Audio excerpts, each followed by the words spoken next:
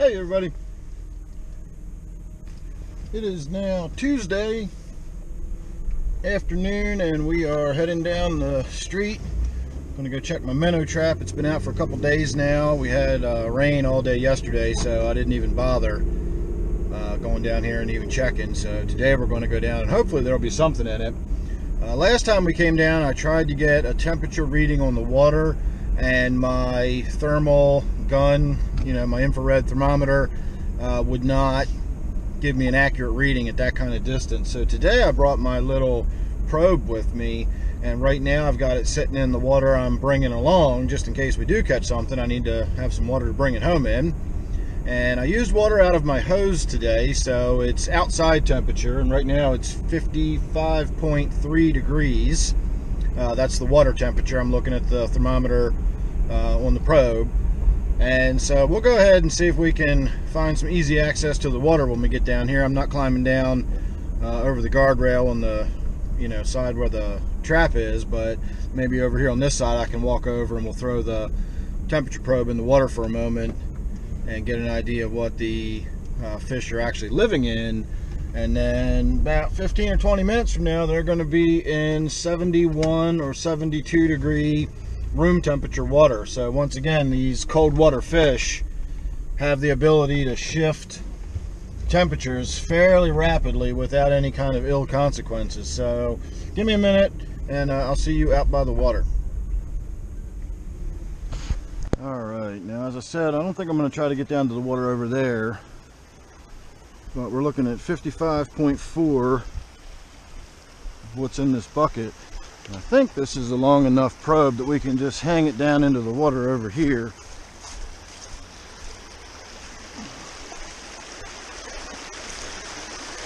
Hopefully.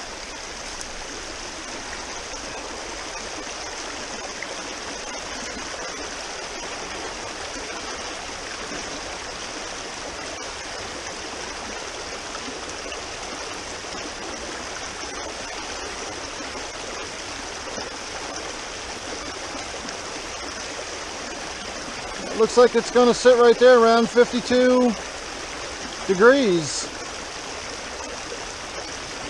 I'm really surprised at that.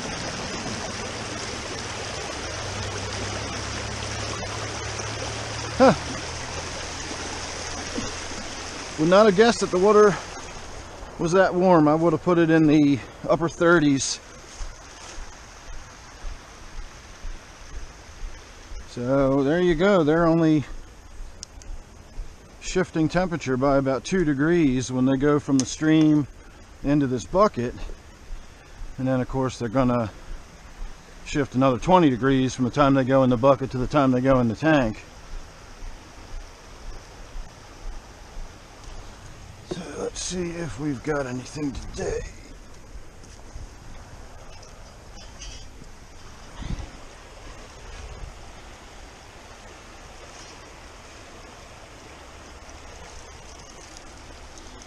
Got something.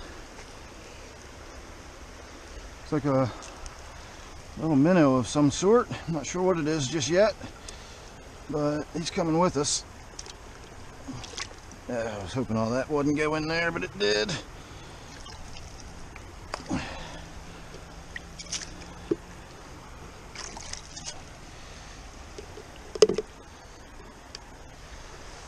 So that may be a creek chub. Let me get a better look at it here in a moment.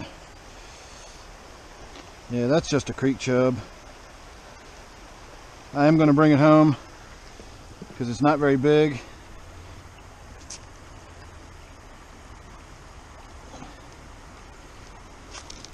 But it's not really what I was looking for today. And I am just going to throw this back in even though there's nothing in it. I'll come back later and put some bait in it. That way I don't have to mess around with pulling it out of the water and taking it home while it's wet. So there we go, just one little creek chub. And I suspect we'll probably catch a few more small ones that can go in that tank with it. So give me a few minutes and I'll see you back at the tank and we'll get this one squared away. Alright, and here we are back at the tank. And I decided a couple of things on the way home. One is I'm not going to spend a lot of time raising the temperature of the water in this tank, or this bucket rather. I already ran it under the sink. I poured some water out. I ran it under the sink. I poured some water out. And what do you know? We got 66.6 degrees Fahrenheit at this point. I don't know whether that's a bad sign or not, but whatever. I'm not superstitious, so I'm not going to worry about it. So we're already up to 66 degrees. It's been about 5 minutes since we've been home. I looked in my little 40-gallon waterfall tank and decided that with the guppies in there and the little frogs, and I'm hoping to get some smaller minnows, the last thing I need to do is introduce one of these creek chubs that will eventually, you know, look like this and be capable of devouring whole crayfish and so on and so forth. And they're a schooling fish, so putting it in there by itself probably wasn't the greatest of ideas either. I really probably shouldn't even have brought the thing home at all, but I did, so here we are. I'm not going to take it back down the street and release it. We're going to go ahead and just put it right here in the native tank, and it'll just be one more creek chub in with the school of creek chubs. In fact, I'm just going to pull him out by hand, and I'm just going to release him. So there he is. He's in 70-some degree water now. And the big creek chubs are already seeing if he's food.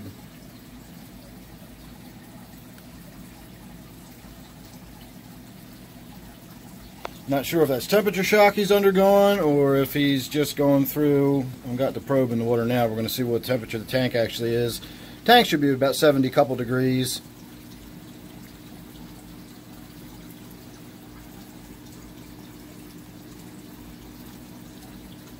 Definitely seems a little listless.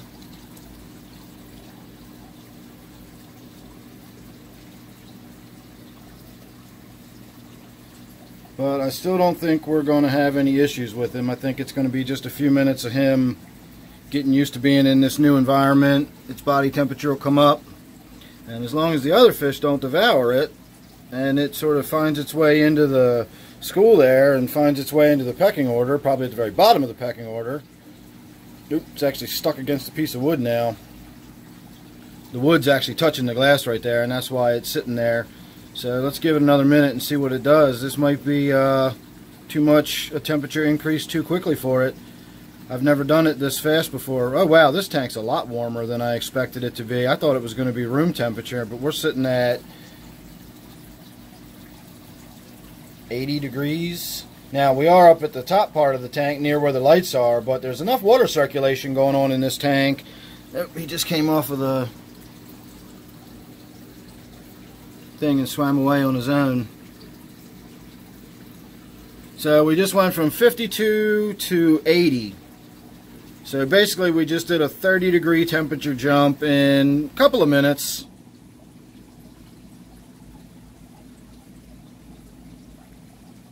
And I'm not going to deny that it definitely didn't look like it took its toll on him. I've never seen minnows go into a tank and sort of drift around like that. Usually when a minnow goes into a tank, it immediately is active and right to the bottom and you know, panicky and looking for places to hide and darting and dashing around. That sort of listless kind of floating along, drifting in the water is not something I would normally expect to see from a minnow. You know, like this going into the tank immediately. But it's staying upright and it's staying facing the current and it's not, you know, panting, gasping for breath more than I would expect it to. So I think it's going to be just fine. But I will certainly keep you up to date. I'll know, you know, by tomorrow, whatever, if we got a dead minnow in the tank and it's a small one like this, we'll know where it came from and what the deal was. But I think it's going to be just fine. I've done rapid changes in water temperature for these cold water fish before, and I've never had any problem with it. So that was a pretty dramatic temperature change. I don't know if I've ever done quite that much that quickly. Again, 30 degrees or 28 degrees or whatever we just did in, you know, literally...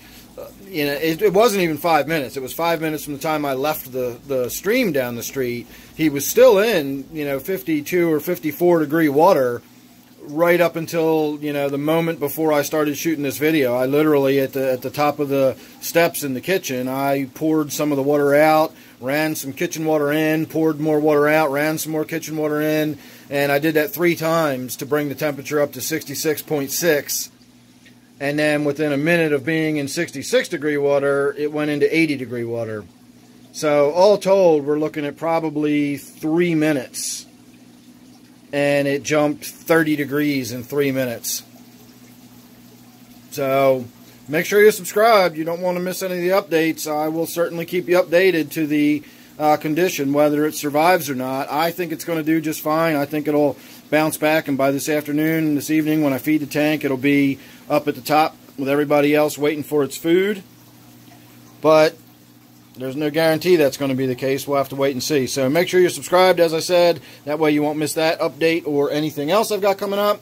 And then don't forget, of course, this one is my 125-gallon native tank. So thanks again for watching. Hope you enjoyed it, and I'll see you real soon in the next one.